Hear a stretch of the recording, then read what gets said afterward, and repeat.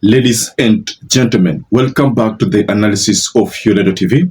I hope you're well from whatever you're watching this channel. Now, yesterday at night, there's a video I shared here regarding a statement that was released at the DCI LIMURU, a statement from leaders who are allied to William Ruto. And in that video, ladies and gentlemen, the former member of parliament talking about one Mwathi was allegedly missing. In that video, that was the main story, ladies and gentlemen.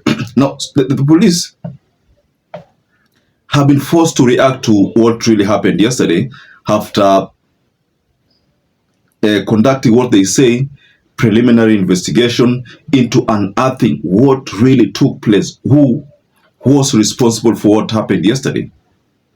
So I want to take you quickly to this video released regarding the statement from the police. There is a circular here that has been shared also from the office of the Inspector General, National Police Service. So I'll take you through this letter also. But before we escalate this analysis, ladies and gentlemen, let me kindly encourage you to like this video.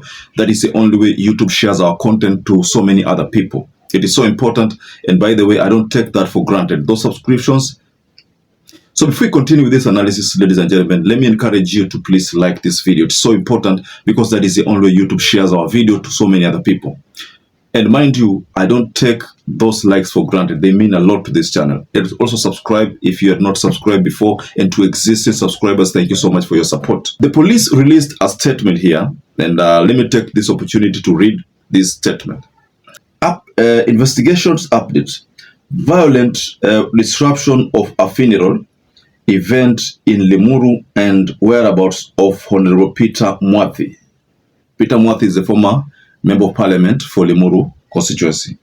Now this story says, following the unfortunate incident that occurred on November 28th, 2024, when fracas broke out during the funeral of the late Erastus Duarte in LIMURU, and the subsequent call by leaders seeking to establish the whereabouts of Honorable Peter Mwathi at the DCI headquarters last night, the National Police Service wishes to update the public on status of our investigations as follows.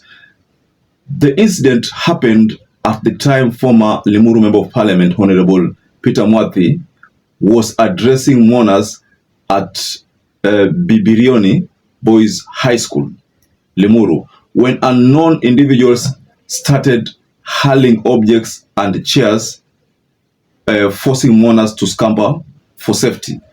Consequently, property of unknown number and value were damaged, but so far, we have received a report from only one complainant. Further, we wish to clarify that the National Police Service did not arrest Honorable Peter Mwathi, and he is not a person of interest to the police.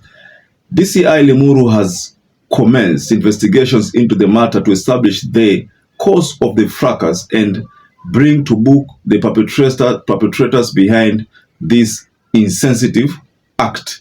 The officers are currently on the ground recording statements from family members of the deceased. We call upon anybody with information that may aid in the arrest of the suspects that invaded the burial to report to the nearest police station, even as we reaffirm our commitment to serve and protect all Kenyans. Dr. Resila Onyango, PhD, HC, for Inspector General, National Police Service. So the police have literally vindicated themselves from the blames that they abducted Honorable Mwathi, the former member of parliament, and also that they were involved in what really transpired during the fracas. So the message from the police is that they are going to deal with this matter decisively. So the big question, ladies and gentlemen, is this. Was this attack on Mwathi, who was at the time issuing his statement, or was the attack on RIGATHI? Who were these goons attacking really?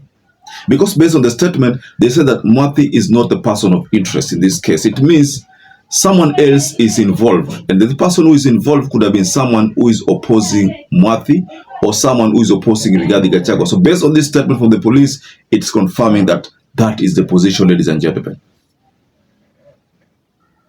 So now that that is what is happening, ladies and gentlemen, and we already know that with time, the truth will finally come out, if at all the state is not involved. But if the state is involved, we know what is going to happen. This matter will drag, just like any other case that has always dragged. But I believe that based on what is happening, maybe the truth will just come out in the public, because the police have already decided to start launching this investigation.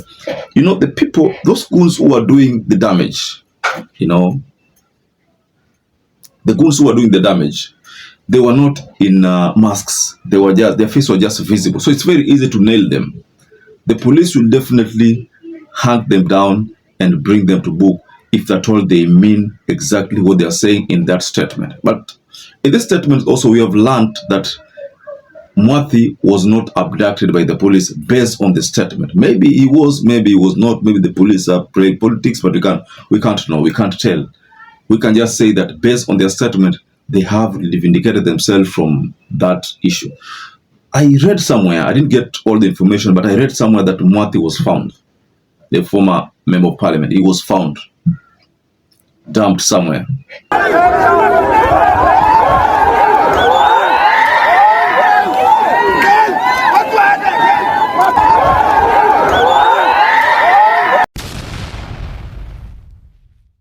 Based on what is unfolding, ladies and gentlemen, and this issue is happening at the time where William Ruto has jetted out of the country, and these accusations are still, though there's big possibility that there are people who could have orchestrated all this. There is also another possibility that maybe the incumbent, the member of parliament for LIMURU, could have been the one who orchestrated it.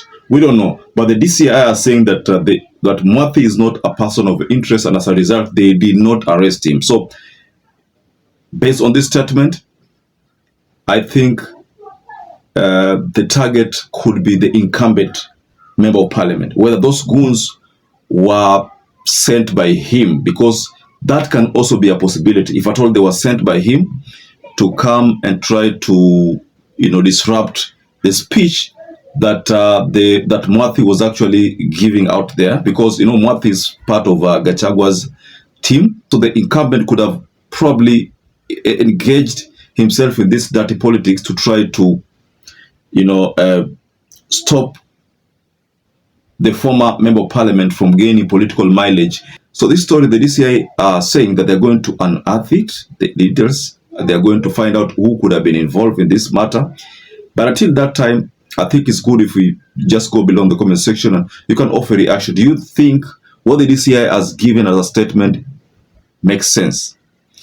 It makes sense, but let's give it some time and see whether something will come out of it.